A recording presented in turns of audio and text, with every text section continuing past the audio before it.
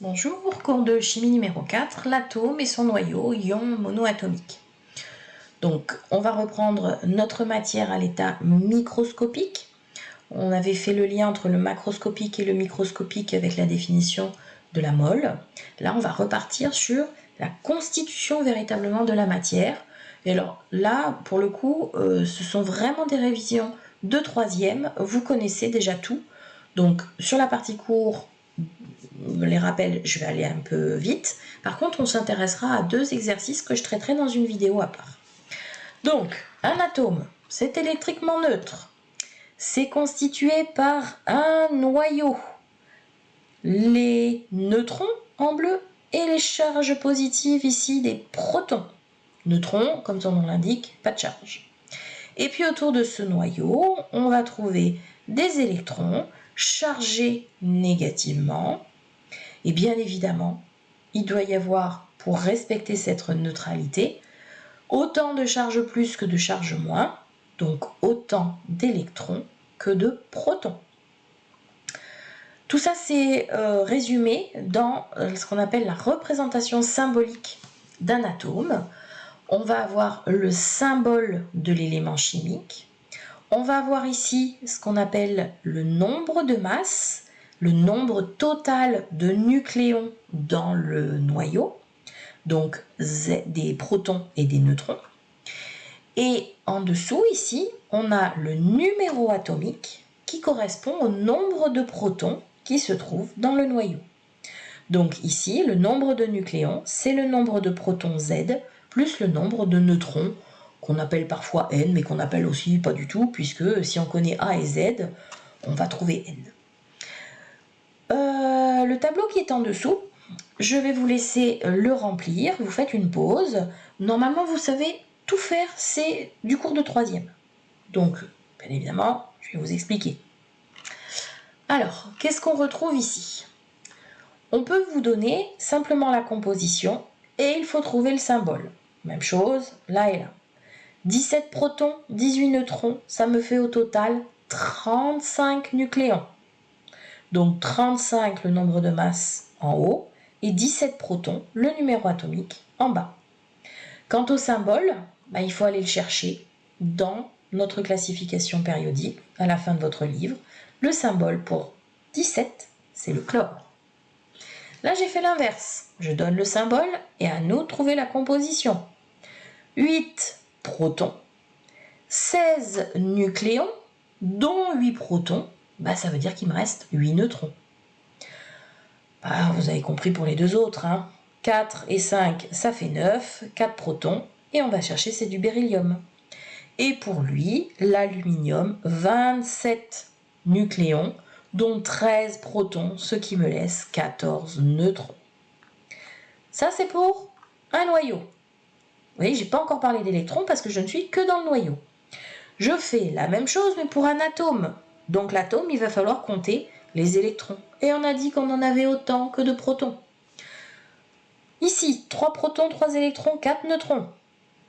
3 protons, Z ici égale 3. 3 protons plus 4 neutrons, ça me fait 7 nucléons. Ici, nombre de masse. Et pour aller chercher le lithium pour Z égale 3. Bon, je vous laisse regarder tout seul les suivants, vous allez vite comprendre. Je pense que vous vous êtes pas trompé. Pour les ions à côté, il y a une petite subtilité dont il faut se souvenir. Ici, on me dit qu'il y a 11 protons, 10 électrons, 12 neutrons. Il n'y a plus autant de protons que d'électrons. C'est normal, puisqu'on me dit que je travaille avec des ions. Autrement dit, un atome qui a perdu ou gagné des électrons. Dans celui-là, si j'ai moins d'électrons que de protons, ça veut dire qu'il y a un électron qui est parti. Donc, si j'ai 11 protons, Z égale 11, 12 neutrons, 11 et 12, ça fait bien 23. Et il va falloir que je rajoute le fait que ici, je n'ai plus autant de protons que d'électrons. J'ai un proton qui se trouve tout seul, non appareillé, donc il apporte sa charge plus. Même chose pour lui. S'il a 2 charges positives, ça veut dire qu'il y a 2 électrons qui sont partis. Donc si j'ai 12 protons, je n'ai que 10 électrons. pour lui, 17 protons, 18 électrons. Ah, cette fois-ci, je suis passée de l'autre côté. Il y a un électron de plus que de protons. Donc une charge négative qui va apparaître. Par contre, pour retrouver ici les deux nombres, 17 protons, Z égale 17, et 18 plus 17, ça fait bien 35. Pour le dernier, une charge négative, j'ai 9 protons, donc ça veut dire que j'ai un électron de plus, j'en ai 10. Et pour trouver le nombre de neutrons, j'ai 19 nucléons au total, moins les 9 protons, il me reste 10 neutrons. Bon, ça, vous retrouvez vos petits souvenirs de troisième. Généralement, ça ne vous pose pas trop de soucis. Autre chose à revoir, c'est un petit peu les dimensions de cet atome et de ce noyau. Rappelez-vous, on a essayé à chaque fois de passer du macroscopique au microscopique et l'inverse.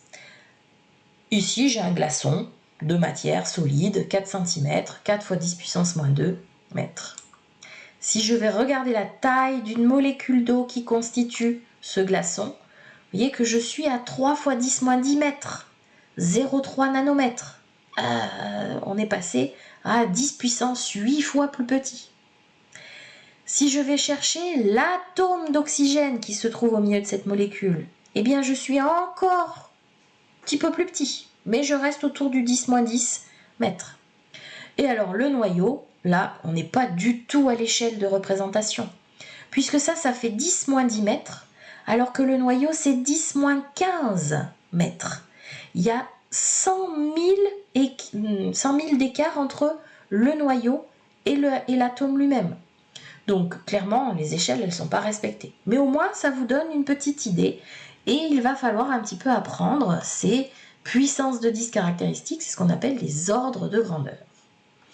Donc, citez l'ordre de grandeur de la valeur de la taille d'un atome. L'atome, 10-10 mètres. La taille d'un noyau d'atome, 10-15 mètres. Deux valeurs qu'il faut connaître. Comparer la taille d'un atome et de son noyau. Pour comparer, ça veut dire faire le rapport entre le plus grand et le plus petit. Ça, c'est un mot de vocabulaire qu'il faut vraiment utiliser régulièrement dans la réponse aux questions. Donc, le plus grand, 10-10. Sur le plus petit, 10-15. C'est ce que je disais, 10 puissance 5, 100 000 fois, l'atome est 100 000 fois plus grand que son noyau. Voilà pour les tailles. Maintenant, on va regarder un petit peu les masses et les charges des particules. Masse et charge, j'aurais dû écrire petit b. Alors, dans ce tableau, qu'est-ce qu'on va trouver?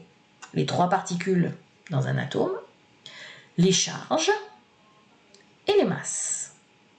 Alors, on retrouve bien que notre neutron a une charge nulle. Que le proton a plus 1,6 fois 10 puissance moins 19 coulombs, c'est l'unité de la charge. Et souvent, on va, pour simplifier, dire que c'est une charge plus E, pour charge élémentaire. Petit e, charge élémentaire. L'électron, on a bien dit que l'électron et le proton avaient la même charge, donc on va retrouver ici. Par contre, l'un est positif, l'autre négatif. Moins 1,6 fois 10 puissance moins 19 coulombs, autrement dit, moins petit e. Et dernière colonne, la colonne des masses. Les protons et les neutrons, vous voyez que les nucléons, finalement, ils ont à peu près la même masse. Par contre, l'électron, beaucoup plus petit. Enfin, masse beaucoup plus faible. Là encore, comparez le plus grand sur le plus petit. 2000 fois moins massif que le nucléon. Ça va avoir une importance sur la masse finalement de notre atome. On nous dit justifier la phrase « La masse de l'atome est pratiquement égale à la masse de son noyau ». Oui, si les électrons ont une masse très petite par rapport à celle des nucléons, eh bien c'est que le noyau qui finalement va apporter sa masse. Puisque tout autour, ça va être du vide et puis des tout petits trucs qui ne vont pas apporter grand-chose en termes de masse. La masse des électrons est si faible devant celle des électrons qu'on dit qu'elle est négligeable. Par conséquent, la masse de l'atome est presque égale à la masse de son noyau.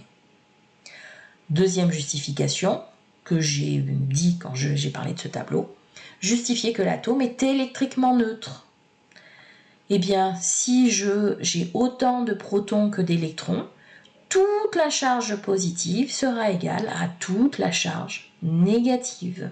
Donc, au total, une charge qui sera neutre. La somme des charges positives sera toujours égale à la somme des charges négatives car il y a autant de protons que d'électrons dans l'atome et qu'ils portent la même charge en valeur absolue.